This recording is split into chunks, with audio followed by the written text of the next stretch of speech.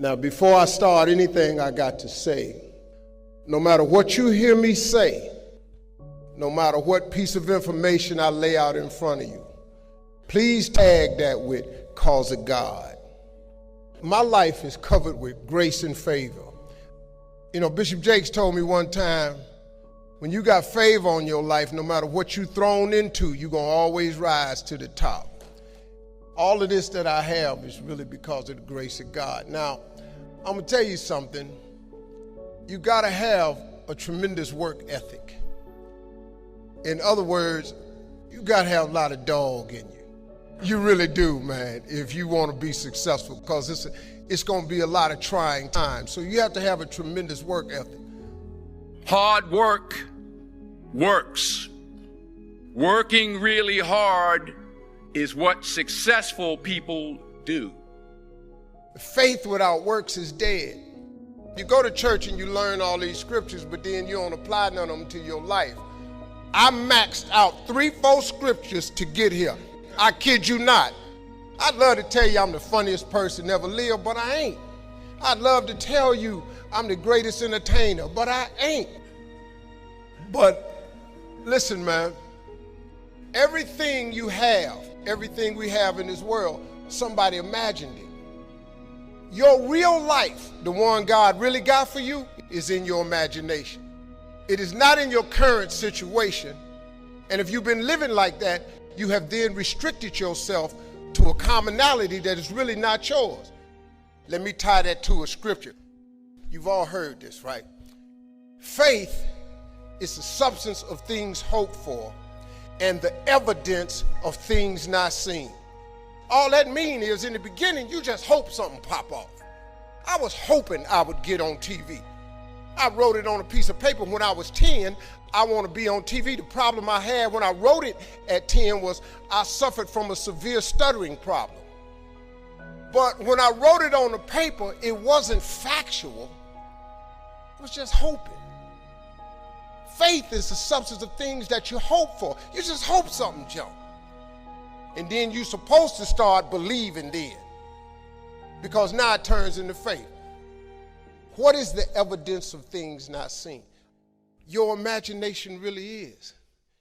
It's the evidence of things not seen, because you're the only one can see it. The moment you don't believe in your imagination, you negate what he got for you. Your problem is you keep telling your imagination to the wrong people. How many times, man, have you had a tremendous idea and you went and told it to your loved ones and your so-called friends? And you thought since they was your loved ones and their friends, you believed them. You was wrong. Some of y'all still sitting here with the ambition of opening a business one day, but you scared to go start the business because you got a job and you got bills. Everybody got bills. Hell, I got bills. You're going to let the fact that you got some bills stop you from opening the business, the thing that God done put in your imagination? Everybody got bills. Your real life is in your imagination. I'm just a real dude. I don't even have the education you all have. I flunked out of school. I don't use 4-syllable words. The only 4-syllable word I know is my bank account. What I'm sharing with you is stuff that everybody can apply today. I'm 60 years old, but I still rely on my imagination. See, if you think you're too old to make it, let me give you a prime example. Colonel Sanders has been frying chicken his whole life. Colonel Sanders didn't get a franchise till he was in his 60s. So if you're sitting there thinking because you got a little gray on you, as long as God waking you up in the morning, that's the sign that he ain't through with you. Man, you know what I'm asking God for right now? If you could see my vision board, you would be blown away. Ain't nothing wrong with wanting something. God got a big life for you. These principles of success, they've taken all of these scriptures and they putting them in books. They just reworded it because people don't know how to read the Bible. The smallest scripture I ever read changed my life. You have not because you ask not. I'm just giving you real talk now. I'm just trying to tell you how I got here. See, you have not because you ask not. When the last time you really asked him for something? Or do you keep making requests that's inside the confines of your paycheck? I do not live my life in the confines of what anybody says to me. So now, if you have not because you ask not, do you understand if you up your ask, he has to up his give? This is simple stuff that anybody can apply. You ain't even gotta have no degree to do this.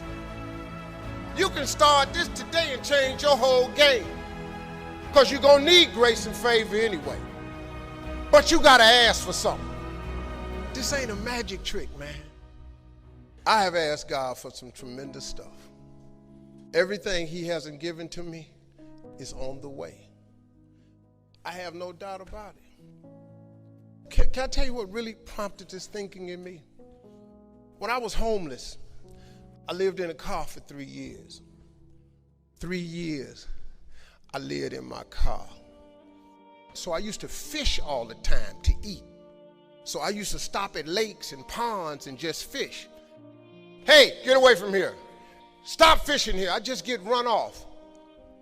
There's some days I wouldn't eat. So I said one day, I said, man, you know what?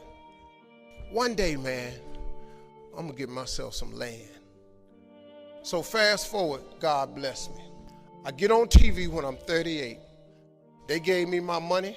I saved $250,000. And I'm about to buy some land. But before I went to buy the land, I was curious. I said, man, I wonder how much land is on earth? So I looked it up. 36 billion acres of land. And I said, well, how many people on earth? And there's about 6 billion people on earth. I said, okay, if it's 36 billion acres of land, everybody ought to have 6 acres of land. Just thinking. So I asked God, could I have 6 acres? I didn't care if I put a house on it or nothing. I just wanted to be a stand somewhere and couldn't nobody run me off. I'm so sick of just getting run off, man, every time I stop somewhere. I'm going and I'm looking for some land. The first day I get there, I see a piece of land in Texas, so beautiful, had a pond on it where I could fish. I said, sir, how much is this right here? It's about $600,000. I ain't got that kind of money. He said, well, how much do you have? I said, I got $250,000. He said, let me think about it. And then I stopped. I said, sir, how many acres of land is that? He said, this is 6 acres. 6 years ago, I just asked God. See, I didn't want a whole lot of acres. I just wanted my cut. So I thought about it. I said, man, what can we work out? Took me over to this hillbilly house named Jerry Campbell. I was a little nervous about meeting him, man, because I didn't like the way he talked, but mess around turned out to be one of the finest men I ever met in my life. He took me over and showed me this land, and it was massive. I said, man, how much is this? He said, this 16 acres. I said, well, I hadn't worked it out yet because all I got is $250,000. He said, well, listen, I'm in a little bit of a tight right now. Said, if you can bring me $250,000 cash by tomorrow, I'll give you this 16 acres. See, that's grace and favor right there. Now, let me tell you something. I'm so busy now, I don't even get to go to that ranch. And I thought I was going to be fishing and save it for my kids' rest of life. But God had another plan for me. I bring 1,000 black boys out there with 1,000 single mothers. And that was the purpose of that ranch. I never go there to fish at all. But God got another plan. His way is way bigger than yours. You can't even see his way. Look, if you start hustling and grinding, he'll fill it up for you. So guess what? I don't ever go there to use that land for fishing or not. but I'm changing boys' lives over there.